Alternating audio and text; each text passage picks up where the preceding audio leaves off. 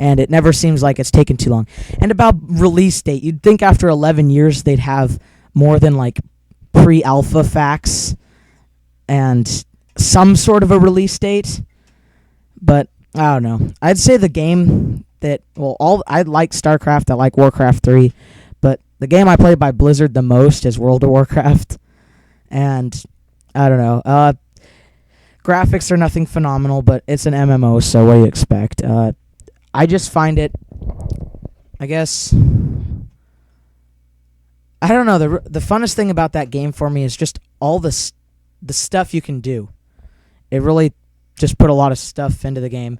And about Diablo, I haven't played Diablo that much, which sounds kind of weird, but I just never really got into Diablo. I've played it before, but it just never really did seem like my game.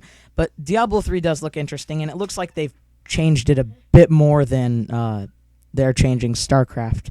So, yeah, I play Blizzard games, but I seem to focus on one more than the other, so I don't really have much to say besides they should at least release maybe chunks of information or have some sort of set plan. Doesn't really look like they have a plan. They're just taking their time. Idris? Yeah, so one more thing I want to mention is that, like, people, they always throw that one point at me. Name one company that makes games as good as Blizzard in as small as a time frame. That's actually extremely easy. All right. Crytek made Crysis in a very short amount of time, actually. Phenomenal game, possibly still the best graphics out there, 2007, and a very addicting gameplay. It's not a game just for the graphics. I mean, sure, the replay value isn't too phenomenal, but with how advanced the editor is, how advanced the AI is, everything about the game is perfect, well, near perfect. And then, say, yeah, a game like...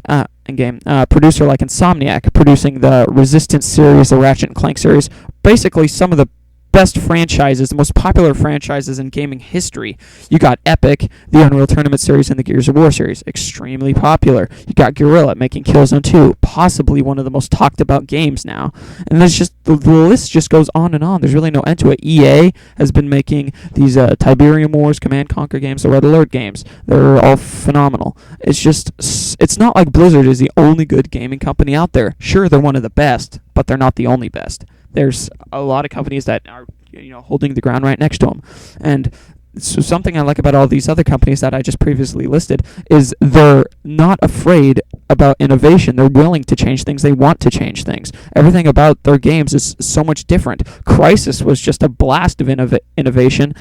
Killzone 2, with the first-person cover system, this really cool new environment, all these new graphics engine, doing a project that big on something as new and alien as the PlayStation 3 was really a daunting task, but they passed with flying colors. Everything about the game is essentially perfect, and just everything about those other companies. I'm not just going to go praising other companies, saying which games I like and which games I hate, but honestly, Blizzard is not the only company, and if there are people who think, yeah, they are the only company, well, honestly, I'm easily disagreeing with you, pal. I'm not going to tell you what to believe, but that's just what my point is. So, we still love Blizzard very much, and it's a great company.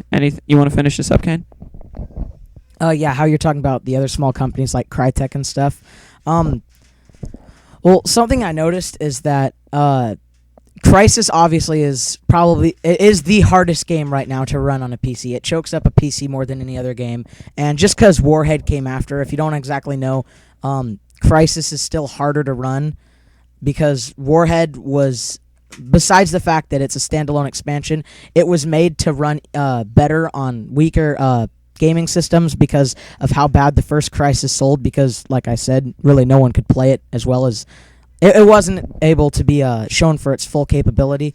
So, when the people talk about, like, in a couple years how games like Crysis and stuff, the graphics will be even better, what I think really is, since it's still fairly expensive to build a system that can run Crysis as nice as you want it to, they're not going to make games that look the same or better for a lot longer than you think. It's going to be more games like Warhead that still look nice, but they're a lot easier on systems to run, so you don't get that full, like, the max thing you want. But yeah, that's kind of my point, that games aren't going to, like, the people who think there's going to be a huge jump in graphics, regardless of what you think, Crysis still looks extremely close to a lot of real-life scenarios. So to push a PC any farther at the how expensive it is right now, I just don't think they're going to be able to do that for a while unless PC gaming like prices drop a lot. And I guess that's really all I wanted to say, because I see a lot of people talking about like, well, how there's like Crysis 2 and how the graphics are going to be great. I'm going to guarantee they're going to be better, but it's not what everyone's thinking. It's not going to take that huge step because it's already almost there, and like I said, how hard it is to run. But I guess that's the only point I really wanted to make right there for the end. Is that it? So yeah, just one more point. Connected to what Kane was just saying, possibly one of the favorite things I like about Blizzard is they don't focus on graphics. They focus on gameplay. Gameplay is the very first thing that comes to mind for them. They want to make a good, solid gameplay experience that's fun, and it's very admirable of them. Other games I've noticed are just trying to do one thing really well and say the rest of the game will just fall into place. Like Far Cry 2, had this huge environment, very nice. The rest of the game sucked, therefore the game sucked. Red Faction Guerrilla game that's coming out is, the game itself looks pretty bad, I have to say, but people, but the company just focused on this mass destructibility, and they think that's going to save it, and the list just goes on and on and on.